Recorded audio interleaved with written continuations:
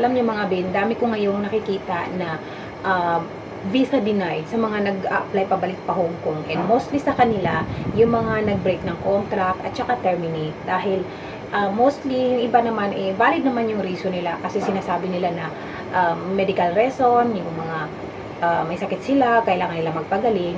So dapat talaga kapag gano'n ng mga reason nyo guys, it takes time, di ba? Kapag may sakit ka, so magpapahinga ka muna at least 1 year, mga ganun, para ma-prove talaga na ikaw ay magaling na, ganun.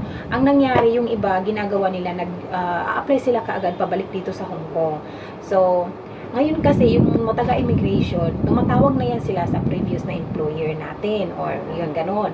Kapag ganun ang nangyayari, maliligwak talaga dahil minsan sasabihin ng mga employer na ano bang ganito, yun, i-interviewin yung employer kung anong reason kung bakit siya na-terminate or nag-break ng contract. So, mangyayari, mavi-visa denied talaga dahil tumatawag na ngayon ang taga-immigration sa mga previous na amo kung saan kayo nag-break at kaya naman na-terminate.